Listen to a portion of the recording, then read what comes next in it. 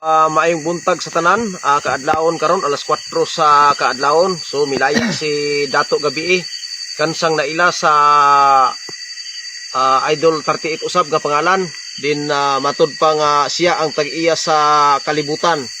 So ato karon maistorya tungod kay natuman man god ang iyang ingon nga 72 hours dili na matapos, makagawas na siya. So niya karon siya nakagawas. So Dato gabi ako ka nga pangutanon, unsa may hinungdan nga nakagawas ka, kinsa may nagtabang nimo, pwede ba nimo masaysay kung kinsa nga mga elemento o nilalang nga mipagawas nimo, pwede ba nimo isaysay karon dire? Kini akong imong pangutana sir nga mga mahal nga mga pulong akong pagatubagon. Kanang giingon nga kinsa napagawas kanako. Kung ako ning istorya sa katawhan apan dili gihapon sila motuo kay kini siya kahibulungan. Alang lamang kini sa mga tao nga pares kanako nga adunay abyan ang magatuon niini. Ang nakatabang kanako nakaron diri nagpalibot. Ako nakitaan. Na diring itom nga engkanto.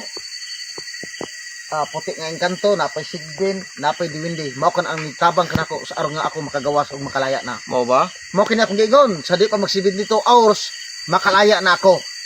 Pero ang uban di mo tuo magbugal-bugal. So, kinsa magyoy kuan Dato, kinsa magyoy naglihok sa release paper aron nga makagawas ka gikan sa bilangguan? Ang nagdala gyud dito sa kuan papers aron sa paghungihong sa mga naa diha. Mao ang diwindi. Og ang diwindi ngadto mo sakay sa sigbin para nga sila dali makaabot. So karon Dato kay nakagawas na magigid ka, wala na mo abot ang 72 hours sumala sa imong giingon.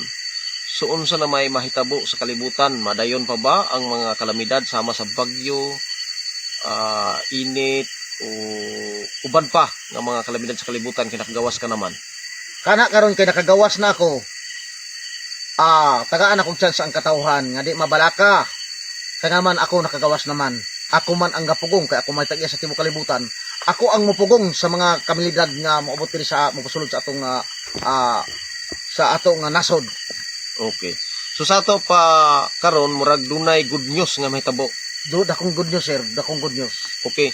Pero good news man no sa mga tao, katawhan ang ingon nimo nga walay bagyo nga mahitabo.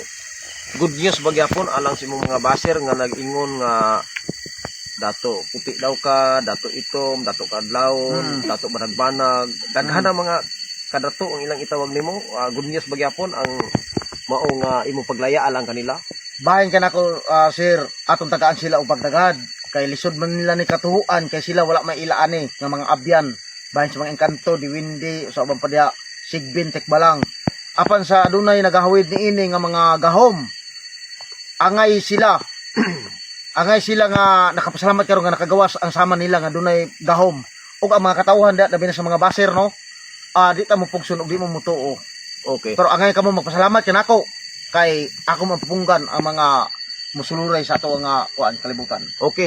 So lain pa akong pangutana Dato, lugang na akong pangutana. Unsa ka tinuod nga wala kay tribo, then wala pod kay giila nga kanang orgi pa ilaluman nga balaod sa tribo. Kay ang imong balaod nga gisunod wala ni ini nga balaod sa kalibutan kundi balaod ra sa hangin, tubig ug kalayo, dili balaod sa kalibutan ug dili pud balaod sa tribo kay dili pud ka tribo. Unsa ka tinuod na? Tinuod na ang akong gisaligan. Wala ko nagsalig sa balaod unsa kana nga mga tribo diha, wala ko gibanggit ug unsa kana nga mga number diha. Ang ako lang hindi saligan ang akong gahom. Gahom ra gyud. Hangin, tubig, kalayo, yuta ug mga engkanto ug diwindi. So diha ra gyud ay ang imong balaod, wala walay balaod nimo sa bisan unsa ka tribo, wala kay na wala ka na lambigit ana wa ka na ilalom. Tinuod kana wala ko gipanganlan o gipang banggit nga unsa kana nga mga katribuhan diha, wala. Kay ang akong balaod gahom ra gyud ay kagulingon. Ang akong kagulingon nga ang akong abyan mga diwindi. So sa ato pa wala pud kay gipa ilaluman nga mga grupo sama sa uban nga mga dato, wala. Imo ra ning kagalingon lugar gyud. Akong kaugalingon Kagalingon gahom ra ni sir, kagalingon nimo, kagalingon gahom. Kagalingon gahom nga gihumhom kabilin pa sa akong mga apuhan o kag ginikanan. Pero wala kay tribo, wala. Wala po tribo. Wala pud kay na ilalom sa balaod diri sa kalibutan. Wala pod. Sus mo lay mga higala no, ang iya daw na ilaluman balaod sa hangin, tubig, kalayo. So wala gid siya na ilaluman daw nga tribo, wala pud siya na ilaluman nga balaod sa kalibutan. So So wala gid ay ka ani dato, wala gid ay ka nalambigit aning mga balaura. Wala gyud ko na kahibalaan anak nga balaod nila. Sus. Ang ako masunod lang nako, ang akong giyungong sa ako sa akong mga abyan nga mo akong pagatumanon. Sus. O lagi no.